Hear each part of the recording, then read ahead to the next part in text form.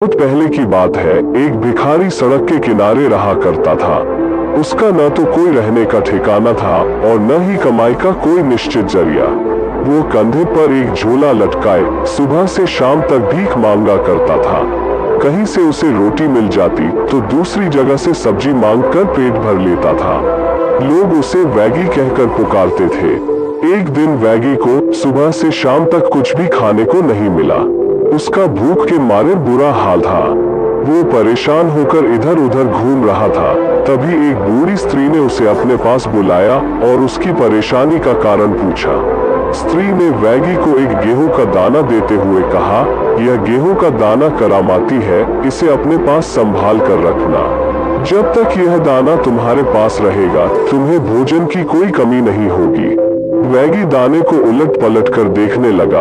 फिर उसने सिर उठाकर स्त्री से कुछ पूछना चाहा, परंतु तब तक स्त्री गायब हो चुकी थी। वैगी दाने को अपने थैले में डालकर भोजन की तलाश में पास के एक होटल की तरफ से गुजर रहा था। तभी एक व्यक्ति ने उसे रोककर कहा, तुम यहाँ आकर पेट भरकर भोजन खा सकते हो। यहाँ आज हमारे सेठ जी का जन्मदिन मनाया जा रहा है। वैगी मन ही मन बहुत खुश हुआ और होटल से पेट भर खाना खाकर बाहर निकला। वो सोचने लगा कि यह गेहूं के दाने की करामात है या केवल एक संयोग कि उसे मुफ्त में पेट भर भोजन मिल गया। अगले दिन वो घूमते घूमते थक गया तो भोजन के लिए एक घर पर पहुंच गया। वहां उसने दरवाजे पर दस्तक दी। एक सभ्य व पढ़ी लिखी स्त्री ने उसे आदरपूर्वक भीतर बुलाया और कहा, आप यहाँ रात्रि को विश्राम कर सकते हैं, पहले आप भोजन कर लीजिए। वैगी को अब यकीन हो गया कि गेहूं का दाना वाकई करामाती है। उसने पेट भर भोजन किया और फिर सोने जाने लगा। तभी उसे शिष्टाचार की बात याद आई तो उसने अपने थैले से अपना चाकू व प्लेट निकालकर मेजबान स्त्री को दे दी। फिर उसने गेहूं का दाना स्त्री को देते हुए कहा, मैडम, यह दाना मेरे लिए बहुत कीमती है, इसे संभाल कर रख लीजिए। सुबह को जाते वक्त यह दाना मैं आपसे वापस ले लूंगा। मेजबान स्त्री ने गेहूं का दाना संभालकर मेज पर रखी प्लेट में रख दिया और सोने चली गई। प्रतिदिन की भांति स्त्री सुबह को जल्दी उठ गई और अपनी मुर्गियों को बाड़े में दाना खिलाने लगी। फिर अपनी रसोई में काम करने चली गई। तभी एक मुर्गी खुले दरवाजे से कमरे के भीतर आकर जमीन से बचा खुचा खाना उठाकर खाने लगी। इसी बीच वैगी की आंख खुली। उसने देखा कि एक मुर्गी कमरे में घूम रही है। वैगी मुर्गी के पीछे दौड़ा। मुर्गी बचने के लिए मेज पर चढ़कर बैठ गई। उसने प्लेट में गेहूं का दाना देखा तो झट से खा गई। जब तक वैगी मुर्गी को पकड़ता, मुर्गी दाना खा चुकी थी। वैगी ने शोर मचाना शुरू कर दिया। घर के सभी लोग जाग गए। घर का मालिक बहुत ही ईमानदार व शरीफ इंसान था। वो पूछने लगा, आप हमारे मेहमान हैं, क्या बात हो गई जिससे आप इतने नाराज हैं? वैगी बोला, मैंने मैडम को कह दिया था कि मेरा गेहूं का दाना संभाल कर रखिएगा, पर उन्होंने मेज पर रख दिया और उसे आपकी मुर्गी खा गई। मुझे वही गेहूं का दाना चाहिए। मेजबान लोग यह तो जानते नहीं थे कि उस दाने में क्या खासियत थी। वे खुशामद करने लगे कि आप जितने गेहूं चाहे ले जा सकते हैं।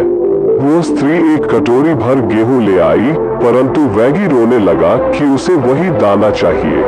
मेजबान ने कहा, वो दाना तो मुर्गी के पेट में जा चुका है, आप चाहें तो उस मुर्गी को ले जा सकते हैं। वैगी को बात जंच गई।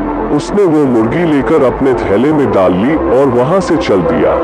सारा दिन इधर उधर घूमने के बाद वो शाम को एक घर के सामने पहुंचा। वहां भी उसको आदरपूर्वक भीतर बुलाया गया और स्वादिष्ट पकवान खिलाए गए। वैगी ने मकान की मालिकिन को मुर्गी और थैला संभाल कर रखने को दे दिया और सो गया। सुबह उठकर वैगी ने मालिकिन से अपनी मुर्गी मांगी। मालिकिन मुर्गी लेने गई तो देखा कि वैगी की मुर्गी के पंख बिखरे पड़े हैं। मालिकिन के नौकर ने बताया कि नई मुर्गी देखकर मालिकिन की मुर्गियों ने बाड़े में उस पर आक्रमण कर दिया और अपनी चोंचे मार मार कर लहूलुहान कर दिया था। इससे वैगी की मुर्गी जान बचाने के लिए बाहर भागी थी। बरामदे में ही मालिकिन का कुत्ता बैठा था जो मुर्गी को मारकर खा गया। वैगी रोने चिल्लाने लगा कि उसे अपनी वही मुर्गी चाहिए। मालिकिन की समझ में नहीं आ रहा था कि वैगी को कैसे शांत कराए। उसने विनती करते हुए कहा कि आप उसके बदले में कोई सी मुर्गी ले सकते हैं, परंतु वैगी नहीं माना। तब मालिकिन ने हार कर अपना पालतू कुत्ता वैगी को दे दिया। वैगी ने उस कुत्ते को अपने थैले में डाल लिया और आगे चल दिया। आगे जाकर वो एक शानदार बंगले के आगे रुका। बंगले में राजकुमारी अपने परिवार के साथ रहती थी। बंगले की मालिकिन ने वैगी को भीतर बुलाया, नहला धुला कर कपड़े दिए, फिर पेट भर भोजन खाने को दिया। बंगले में रहने वाली राजकुमारी को देखकर वैगी के दिल में लालच आ गया। वो सोचने लगा कि एक गेहूं के दाने की करामात के कारण उसे मुर्गी और फिर मालिकिन का प्यारा कुत्ता मिल गया। यदि किसी तरह यह कुत्ता मर जाए तो बदले में मैं राजकुमारी को मांग लूं और उससे विवाह कर लूं, फिर मेरा जीवन सुखमय हो जाएगा। वैगी ने जानबूझकर कुत्ते को राजकुमारी के पीछे लगा दिया। जब राजकुमारी अपनी सखियों के साथ बगीचे में खेल रही थी, तभी कुत्ता जोर से राजकुमारी पर झपट पड़ा। राजकुमारी ने अपने बचाव में एक बड़ा पत्थर कुत्ते को दे मारा। कुत्ते को चोट लगी, पर कुत्ता फिर उठकर राजकुमारी के पीछे भागा। इस बार राजकुमारी ने क्रोध में आकर कुत्ते पर डंडे से वार कर दिया। कुत्ता वहीं मरकर ढेर हो गया। वैगी जब बंगले से बाहर जाने लगा तो उसने बंगले की मालिकिन से अपना कुत्ता मांगा, परंतु मालिकिन ने सकुचाते हुए कुत्ते के मरने का सारा किस्सा बयान कर दिया। वैगी जोर जोर से रोने चिल्लाने लगा कि उसे अपना ही कुत्ता चाहिए। बंगले की मालिकिन ने बहुत समझाया कि वो दूसरा कुत्ता ले ले, परंतु वो नहीं माना। तब बंगले की मालिकिन ने असमर्थता प्रकट कर दी।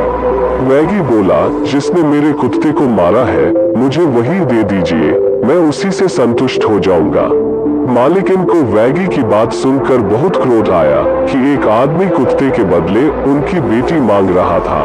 मालिकिन ने कहा, तुम्हें मैं 1000 मोहरें देती हूँ। यदि तुममें कोई हुनर है या किसी कला में निपुण हो तो इन्हें 1 महीने में अपनी कमाई से 2 गुना कर लाओ। यदि तुम यह कर सके तो अपनी बेटी का हाथ तुम्हें दे दूंगी। वैगी को धन का लालच आ गया और मोहरें लेने को तैयार हो गया। उसने मोहरें लेकर अपने थैले में डाल ली और चल दिया।